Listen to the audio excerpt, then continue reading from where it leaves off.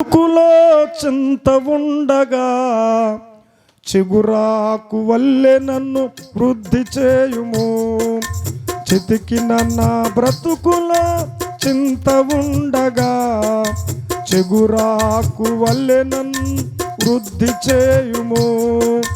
నలిగిపోతున్నది నా హృదయము, కరుణ చూపి నన్ను కాపాడుము. నలిగిపోతున్నది నా హృదయము, కరుణ చూపి నన్ను కాపాడుము. చితికిన నా బ్రతుకులో చింత ఉండగా చిగురాకు వలె నన్ను వృద్ధి చేయుము.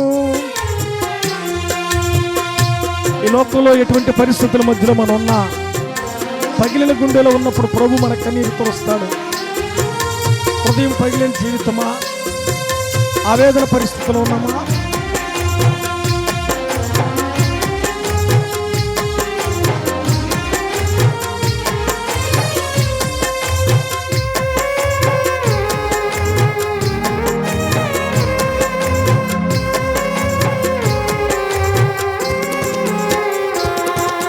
కఠినాత్ముల హృదయములను కరిగించుము. సాహస కార్యములు జరిగించుము.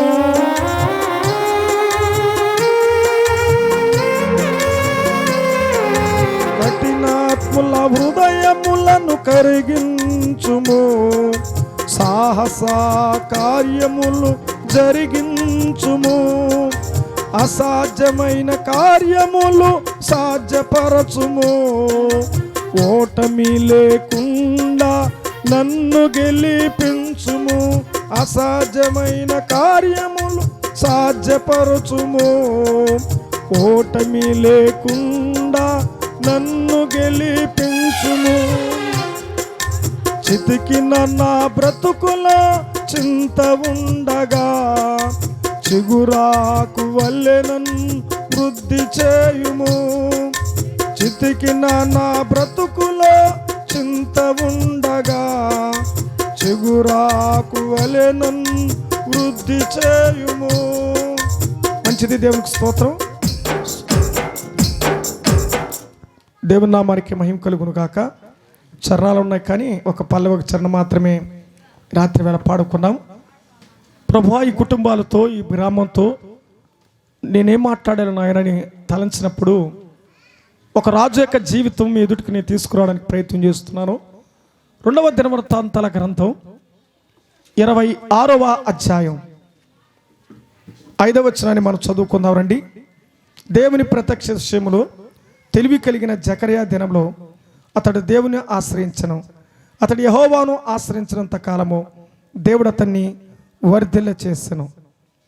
8వ వచనం చివరిలో అతని కీర్తి ఐగుప్తు మార్గం ప్రదేశములను వ్యాపించెను. ప్రభు తన మాటలు మన వినికిడిలో దీవించునుగాక. ఇక్కడ మనం చదువుకున్న వాక్యం చూస్తే, జకర్యా దినంలో అతడు దేవుని ఆశ్రయించెను. అతడు ఆశ్రయించంత కాలము దేవుడు అతని వర్ధిల్ల చేసెను. ఎవరో ఆయనంటే పై వచనంలో 3వ వచనంలో ఉజ్జియా ఏలన్న ఆరంభించినప్పుడు 14 ఏళ్ల వాడై 52 సంవత్సరములు ఏలిను. అర్థమైందా? తన జీవితంలో మనం చూసినప్పుడు ఏలినట్టుగా మనం చూస్తూ ఉన్నాం. కనుక ఆ దేవుని వాక్యాన్ని మనం గమనించగా ఇందులో విశేషమైన మాటలు ఈ రాత్రి వేళ దేవుడు నీతో నాతో మాట్లాడించునుగాక. ఒక రాజుగారు ఎవరిని ఆశ్రయించాడంట చెప్పాలి. తన డబ్బునో, తన బలాన్నో, తన ఆస్తులను, తన రథాన్నో, తన రౌతులను, తన మంత్రులను నమ్మలేదు, కానీ తన దేవుడిని యెహోవాను ఆశ్రయించినట్లుగా రాయబడింది. ఎంతవరకు? ఎంతకాలము ఆశ్రయించాడో, ఎంతకాలము దేవునితో ఉన్నాడో, ఎంతకాలము దేవునితో జీవించాడో, ఎంతకాలం ప్రభులో సాగాడో అతని జీవితాన్ని వర్ధిల్లుతూనే ఉన్నాడట. వర్ధిల్లుతూనే ఉన్నాడు. ఇప్పుడు గమనించండి, బాగా గమనించాలి. ఇందులో మనం గమనించే కొద్దికి వర్ధిల్లుతూనేవాడు. మీకు బాగా అర్థం కావాలంటే పెరుగును మనం చిలికే కొద్దికి ఏమొస్తుంది? వస్తూనే ఉంటుంది, ఆగిపోతుందా? వస్తూనే ఉంటుంది, వస్తూనే ఉంటుంది, వస్తూనే ఉంటుంది. అంటే దానికి కలిగినటువంటి ప్రయాస ఎంత ప్రాముఖ్యమో, ఎవరైతే ఈ రాత్రి వేళ యేసయ్య చెంతకు ఆయన దగ్గరకు రాగలిగితే ఏముంది? వస్తున్నానయ్యా నీ మందిరానికి. నేను కోరుకున్న పాట నా కొరకు పాడిన పాట ఇది రికార్డింగ్లో. ఏమని? వస్తున్నానయ్యా నీ మందిరానికి. ఆ చరణాలు కూడా నేను ఇప్పుడే విన్నాను. యోగ్యత లేని నా బ్రతుకు. నిజమే కదా? ఒక వ్యక్తి దేవుని దగ్గరికి వెళ్ళాలంటే యోగ్యత ఉండాలి, అర్హత ఉండాలి, స్థాయి ఉండాలి. మీరు బాగా గమనించాలి. సామాన్య ప్రజలు గుడి ఎంట్రన్స్లో వస్తారు, ఆడ ఉద్యోగం చేస్తారు, కొంచెం ముందుంటారు. ఇంకా కొంచెం గర్భగుడిలోనికి వెళ్ళాలంటే ఎవరండి? మంచి ఉన్నత స్థానంలో ఉన్నవారు వెళ్తారు. అలాంటి భాగ్యం సామాన్య ప్రజలకు దేవుడిచ్చాడు. అది యేసు ప్రభువు. ఎలాంటి వారైనా, ఎంత ఘోర పాపాత్ములైనా నా దగ్గరికి అన్నాడు, ప్రయాసపడి భారం మోయిస్తున్న సమస్యలారా నా దగ్గరికి రండి అన్నాడు. నువ్వెంత ఘోర పాపివైనా దేవుని దగ్గర రమ్మని పిలుస్తుంది. అర్థమైందా? నిన్ను రమ్మని పిలిచేది ఒకటి దేవుడు, రెండోది పిలిచేది తెలిసిన కాటి నిన్ను పిలుస్తుంది. ఇంకా రా, నీ చాలు, నీ జీవితం ముగించు, నీ తనువు చాలించాలు, నువ్వు నా దగ్గరకు రా అంటది. అది ఆహ్వానిస్తుంది. దేవుడు నిన్ను ఈ రాత్రి వేళ ఆహ్వానిస్తున్నాడు. నా చెంతకు వస్తావా? ఆయన ఎంతకాలం ఆశ్రయిస్తావో వ్యాపారంలో నువ్వు ఆశీర్వదించబడతావు. ఒక మాట ఈ రాత్రి వేళ ప్రశ్న మేము అడుగుతున్నాం. యేసు ప్రభు దగ్గరికి వెళ్ళి నేను నా కుటుంబం చెడిపోయినాను అని మీకు ఎవరైనా చెప్పారా? పాక చెడిపోయిన వాళ్ళు ఉన్నారు, కానీ పొయ్యి చెడిపోయిన వాళ్ళు లేరు. మనుషులను ఆశ్రయించి చెడిపోయిన వాళ్ళు ఉన్నారు, సెల్ ఫోన్ నమ్ముకొని చెడిపోయిన వాళ్ళు ఉన్నారు.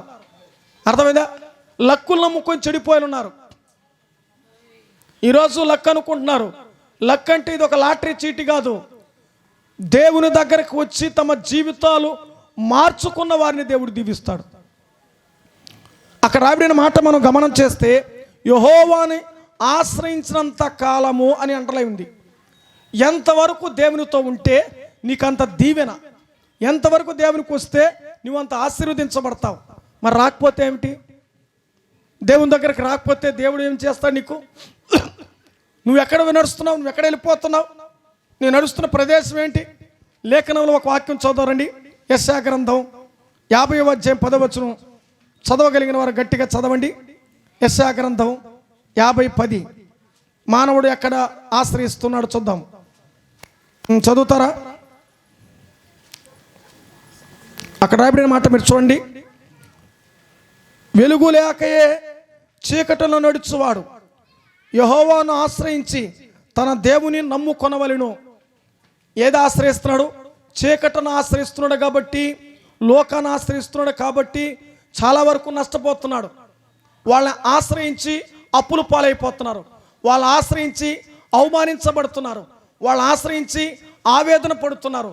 కానీ దేవుని నమ్ముకొని దేవుని ఆశ్రయించిన వారు నేను చెడిపోయానని చెప్పినట్టుగా భూచరిత్రలో ఎక్కడా లేదు. నువ్వు ఏ దేశానికి వెళ్ళు, ఏ ప్రజలను చూడు, నేను దేవుని దగ్గరకు వచ్చి దేవుని ఆశ్రయించి నేను చెడిపోయానని చెప్పలేదండి. నేను బాగుపడ్డాను.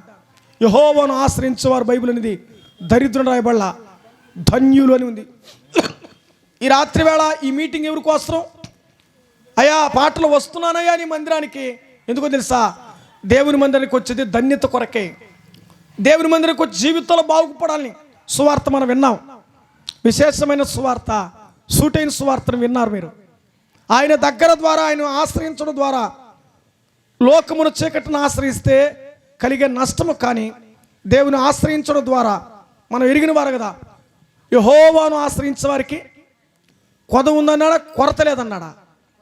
34వ కీర్తన ఏమనబడితే యెహోవాను ఆశ్రయించే వారికి ఏ మేలు కొదువు ఉండదన్నాడు. 34:10. ఏ మేలు?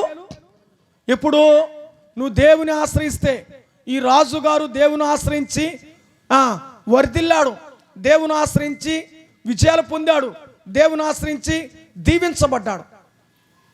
ఈరోజు నీ సంగతి, నా సంగతి ఏంటి? ఎప్పుడు నువ్వు ఆశ్రయిస్తున్నావు? ఎలా ఆశ్రయిస్తున్నావు? ఆశ్రయించడం ద్వారా జరిగే మేలు నువ్వు అనుభవిస్తున్నావా? దేవుని ఆశ్రయిస్తే మనకేమవుతుంది? ఆమోసు గ్రంథం 5వ అధ్యాయం 6వ వచనం చదువుతారా? చూడండి, మాట మీకు ఒక మాట, 3 ముక్కలని చెప్పాను కదా. మొదటి ముక్క ఏ మేలు కొదువి ఉండదు అన్నాడు. రెండో ముక్క చూద్దాం రండి. ఆమోసు గ్రంథం 5వ అధ్యాయం 6వ వచనం, యెహోవాను ఆశ్రయించుడి అప్పుడు మీరు బ్రతుకు దూరనుంది. అమ్మా, ఈ జీవితం చనిపోవడానికా బ్రతకడానికా చెప్పాలి.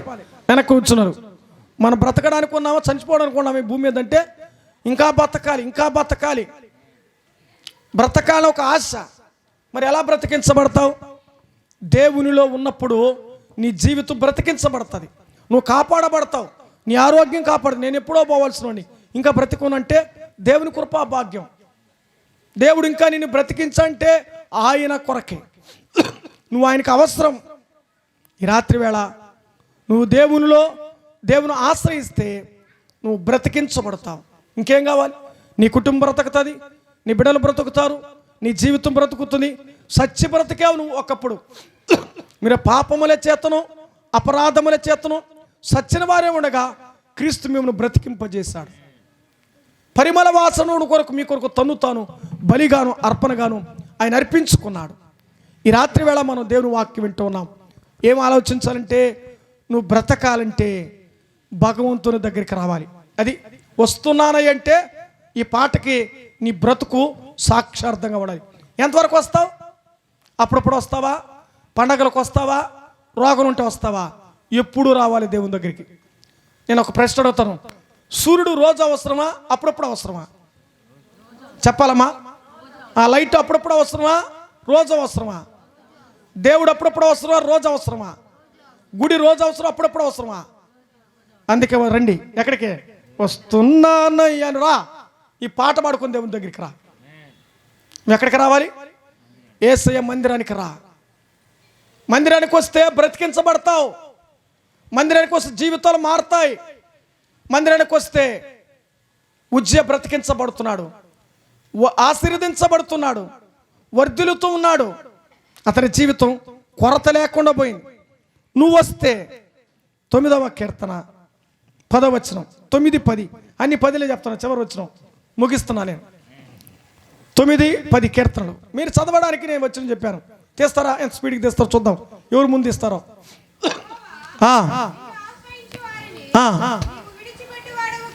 ఆయన వదిలేస్తాడా మనం వదిలేస్తున్నాం ఆయన? అమ్మా వినేవాళ్ళు చెప్పడమ్మా. నిన్ను ఆశ్రయించు వారిని నువ్వు విడిచిపెట్టువాడు. దేవుడేమో వదలడంలే, మనమే ఆయన వదిలేస్తున్నాం. ఎట్ట వదిలేస్తున్నాం? నీ మాట తీరు, నీ ప్రవర్తన, నీ క్యారెక్టరు, నీ లోకానుసారమైన బ్రతుకు అన్నీ అనుభవించాలి. మళ్ళీ ఆయన కావాలి, అది మన క్యారెక్టర్. అవా కావాలి.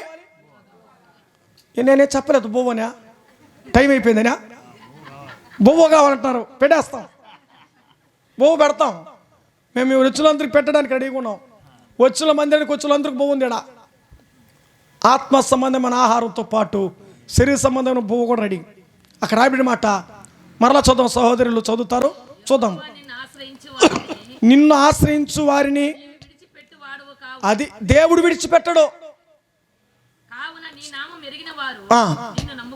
అది ఈ రాత్రి వేళ నమ్ముకుంటా వేసేయని నమ్మితే ఆయన దగ్గరికి రా. పాట ద్వారా వస్తున్నానయ్యా నీ మందిరానికి. ఎందుకు? ఒకటి, ఆయన విడవకుండా ఉంటాడు. రెండవది, నీకు మేలు జీవితంతో కొదువులేని బ్రతుకుతావు. ఎక్కడికి వస్తా చెప్పాలి. పాట ఏం పాట పాడాం ఈరోజు? 9వ పాట ఏం పాట? పాట ఏం పాట మాక వస్తున్నానయ్యా చెప్పండి. ఈ పాట నోట్లు ఊత పదంగా పోవాలి. వస్తున్నానయ్యా నీ మందిరానికి. ఇప్పుడు మందిరానికి వచ్చావు. ఒకటి, కొదవలేని బ్రతుకు. రెండవది, మీకు చెప్పబడిన మాట మనం విన్నాం కదా, బ్రతికించబడిన బ్రతుకు. మూడవది, నేను విడిచిపెట్టని బ్రతుకు. ఎవరు? యేసయ్య చూస్తాడు. నా ప్రభు నిన్ను కాపాడడానికి, నిన్ను రక్షించడానికి కలువరిలో తన రక్తం కార్చి ప్రాణమే పెట్టాడు. నీ కొరకు ఆయన పరలోకం వదులుకున్నాడు, నీ కొరకు భూమికి దిగి వచ్చాడు. యజ్ఞ పశువుగా బలి పశువుగా వధించబడి చనిపోయి సమాధి చేయబడి తిరిగి లేచాడు. యేసు ప్రభు వారిని నమ్ముకుంటే నీ నామం ఎరిగిన వారు నిన్ను నమ్ముకుందురు కాక. ఈరోజు నువ్వు నమ్ముకుంటావా అమ్ముకుంటావా నీ జీవితాన్ని దేవుడు ఎదుట ఉంచాడు. నేస్తమా ప్రభుని నమ్ముకొని పరలోకం పొంది దేవుని దీవెనతో మేలుతో ఆయన దీవెన, ఆయన మందిరం యొక్క ప్రకాశం మన బ్రతుకుల మీద పడి చీకటిని పారదోలుకొని వెలుగులో నడిచి దీవించబడదుము కాక. ఆమేన్.